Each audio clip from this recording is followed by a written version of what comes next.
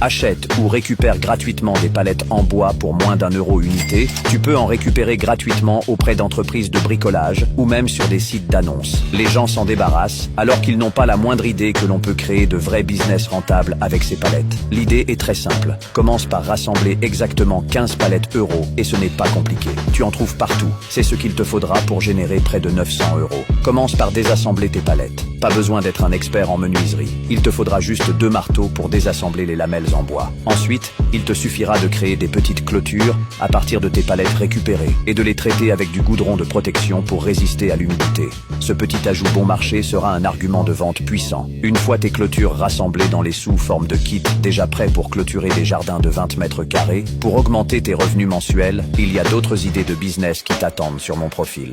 Kim Kardashian a gagné plusieurs dizaines de millions de dollars avec un produit de dropshipping. Voici en moins de 60 secondes comment tu peux faire la même chose. Tu vas repartir de cette vidéo avec une stratégie marketing et une idée produit. Donc reste bien jusqu'à la fin de la vidéo. Aujourd'hui, on va pas voir comment tu peux recopier la marque. Ça, je l'ai déjà expliqué. Par contre, je vais essayer de te faire comprendre comment Kim Kardashian a développé la marque Skims pour en faire une marque qui pèse à l'heure d'aujourd'hui plus de 4 milliards de dollars. Étape numéro 1, le produit. À ce niveau-là, on est vraiment sur des gammes de produits qui sont disponibles chez absolument tous les fournisseurs de dropshipping. Comprenez bien une chose. De toute façon, la plupart des produits que vous allez trouver sur Internet proviennent de Chine. Donc que vous achetiez le produit d'un e-commerçant qui a fait 10 000 € tout seul dans sa chambre ou le produit d'une grande multinationale, les deux produits viennent généralement de la même usine et fabriqués par les mêmes personnes. La plupart du temps, c'est simplement l'étiquette ou un petit logo qui change. Étape numéro 2, le positionnement. L'idée, c'était de créer une marque inclusive. Et c'est là que réside tout le génie. La marque propose des produits allant du double XS au 5XL. Et c'est sur les deux extrémités que se trouve le marché. En faisant ça, Skims vient résoudre un problème et un besoin sur le marché. En effet, ils viennent proposer un produit à des personnes qui sont souvent délaissées par les grandes marques. Sauf qu'en réalité, le marché est immense. Par exemple, et j'en ai déjà parlé dans une vidéo YouTube, le marché de la grande taille est colossal. Selon l'OMS, 44% des femmes et 43% des hommes sont en surpoids. Donc force est de constater que le marché est super important. Étape numéro 3, la rareté. La marque fonctionne avec des systèmes de drop. Pour ceux qui connaissent pas, un drop c'est une vente éclair avec un stock limité. Ça crée la rareté et ça provoque l'achat impulsif. On a tous déjà vécu ça. On achète quelque chose pas parce qu'il nous le faut tout de suite, mais parce qu'on a peur de ne pas pouvoir l'obtenir plus tard. Étape numéro 4, la communauté. Sur ce point-là, Kim Kardashian a un avantage sur nous tous. Mais quand même, à plus petite échelle, il est possible de créer une communauté et d'engager des gens pour acheter tes produits. L'avantage de la communauté, c'est que généralement tu vas gagner un client pour la vie, mais également ça va te permettre de récolter des feedbacks et des avis pour pouvoir t'améliorer. Désormais, tu connais la stratégie de Skims et tu vas pouvoir adapter leur stratégie à ton marché. Commande Skims et je t'enverrai directement une liste de fournisseurs qui proposent le même type de produit. Tu vois, quand tu vas faire les courses, tu arrives sur un parking et toutes les places sont vides. Tu galères pendant 5 minutes à choisir la meilleure place. Même chose quand tu vas sur Netflix et que tu scrolles pendant 30 minutes parce que tu ne sais pas quoi choisir. En fait,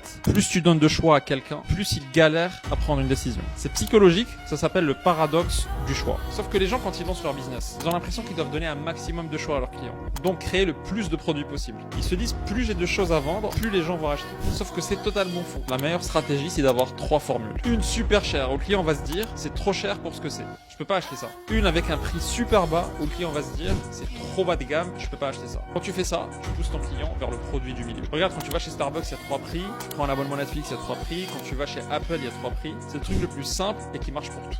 Tu te demandes pourquoi personne n'achète sur ton site? Voilà la vérité. Tu ne crées pas de confiance. Ton design n'est pas optimisé sur mobile. Tu négliges les upsells et les cross-sells. Ton appel à l'action n'est pas clair. Tu n'utilises pas la preuve sociale. Tu utilises un thème qui n'est pas assez professionnel, qui ne reflète pas une image de marque. Tu ne retravailles pas tes photos. Si tu veux que ton site internet te rapporte et éviter toutes ces erreurs, je vais t'aider à optimiser ton site internet et à faire exploser tes ventes.